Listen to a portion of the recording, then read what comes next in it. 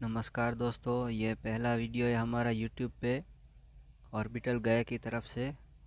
इस वीडियो में हम आपको दिखाएंगे कि दो से ज़्यादा स्टेजेस का इस्तेमाल क्यों किया जाता है रॉकेट में। जैसा कि आप देख सकते हैं, हमारे पास जो पेलोड है, कैप्सूल है, जो वो 1000 किलो का है। उसको 100 किलोमीटर के आसपास के ऑर्बिट में पहुंचाना है और उसके लिए हम इस बार दो स्टेज का इस्तेमाल करेंगे। पहले स्टेज में सिंगल इंजन है, दूसरे स्टेज में भी सिंगल इंजन है जो थोड़ा सा वीक है।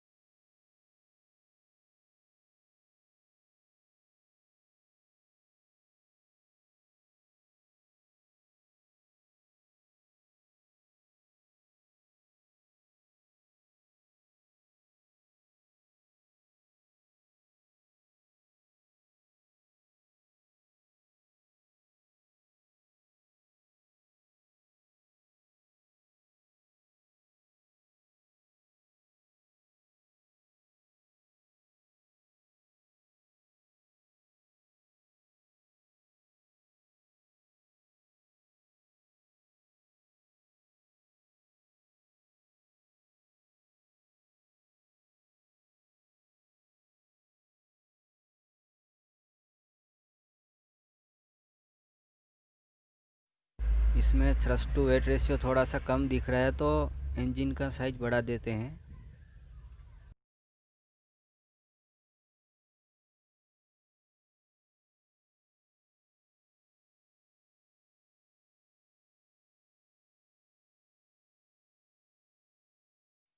अगर आपको जानना है थ्रस्ट टू वेट रेशियो क्या है, तो उसके बारे में कमेंट में ज़रूर बताइए। उसके लिए अलग से एक वीडियो बनाएंगे। आप बॉटम पे देख सकते हैं कि ये रॉकेट 30 टन का है।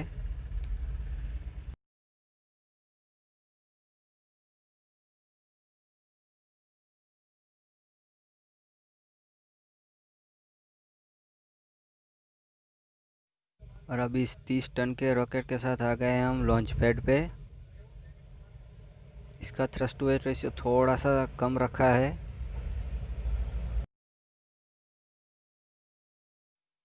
और अभी हम 100 किलोमीटर के आसपास के ऑर्बिट में पहुंचने का प्रयास करेंगे।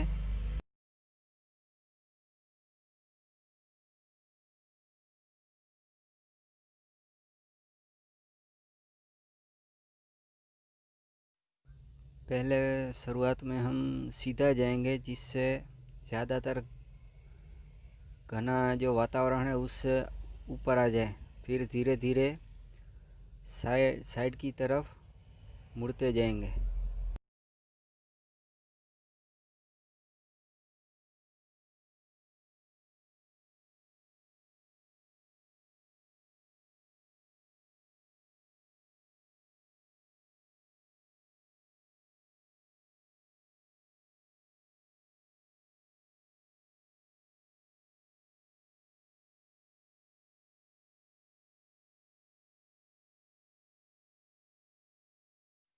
रॉकेट की आवाज़ नहीं आ रही, उसके लिए माफ़ी चाहता हूँ। यह गेम अभी ऑडियो रिकॉर्डिंग सपोर्ट नहीं कर रही है। दुनिया भर की रॉकेट एजेंसियों के रॉकेट्स में दो स्टेज की टेक्निक यूज़ की जाती है। और हाँ, दो स्टेज से ज़्यादा जाने पर जटिलता भी बढ़ जाती है, लेकिन फिर भी वो ज़्यादा एफिशिएंट रहता है। जैसे कि हमारे इंडिया का PSLV है, जिसमें 4 स्टेजेस यूज़ किए जाते हैं।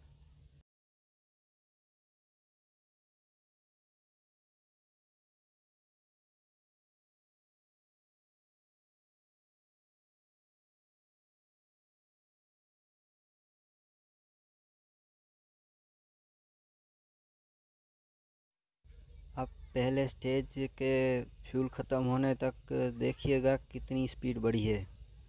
फिर बाद में उसे सेकंड स्टेज के साथ कंपेयर करेंगे।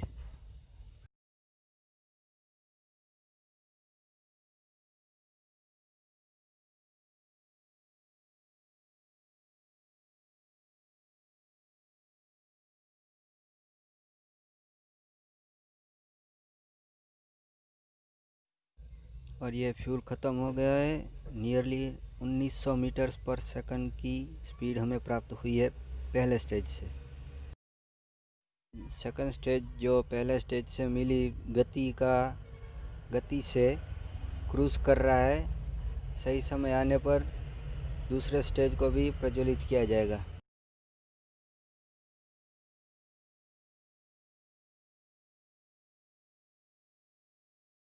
अभी हमारा सेकंड स्टेज शुरू हो चुका है।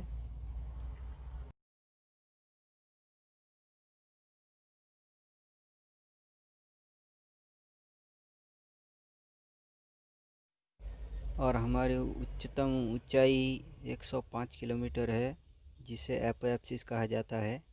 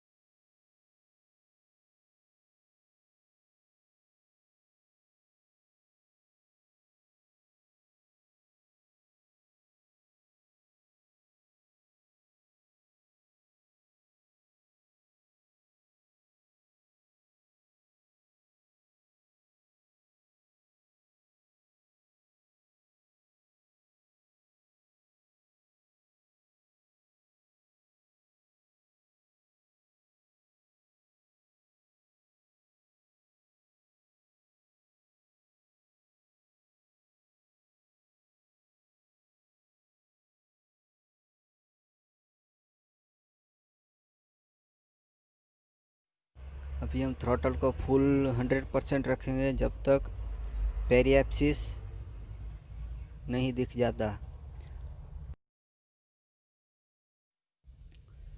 ऑर्बिट के उस क्षेत्र को पेरिएप्सिस कहा जाता है जहाँ पे आपकी ऊंचाई न्यूनतम होती है ऑर्बिट के अंदर।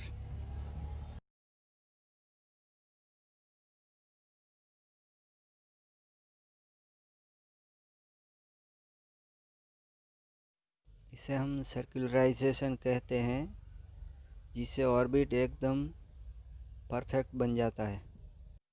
और अब आप देख सकते हैं कि पेरिएप्सिस सामने दिख रहा है, उसकी ऊंचाई बढ़ती जा रही है और अब दोनों एक समान हो चुके हैं।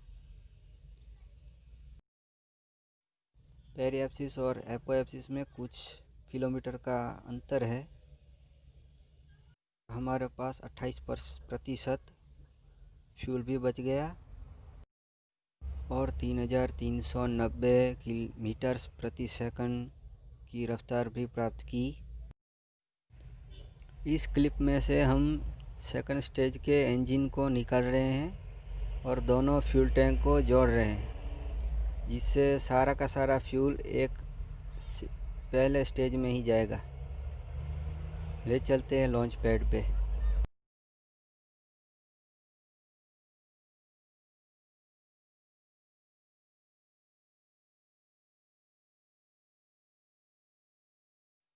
वैसे तो इस गेम में जो अर्थ है वो बहुत ही काफ़ी छोटी है, जिसमें स्टेजेस का ज़्यादा कोई मतलब नहीं पड़ता।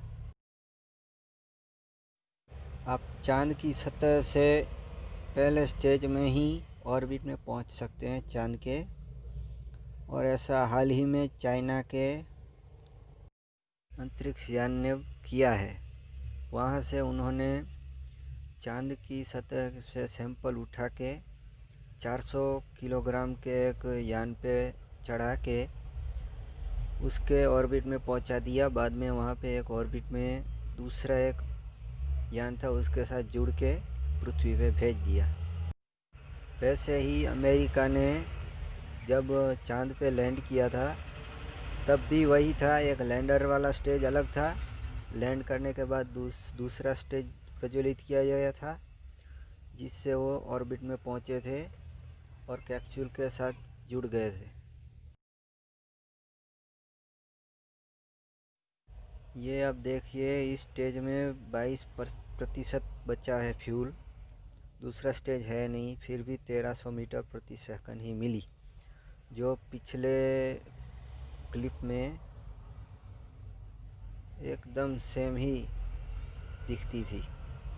हालांकि आप सिंगल स्टेज में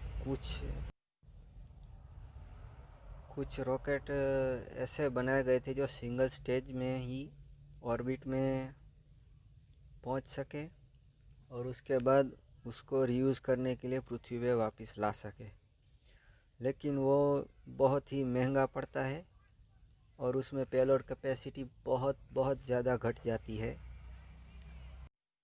जैसे कि इस रॉकेट में देखिए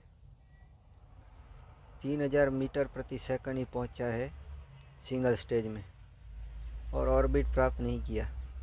धन्यवाद।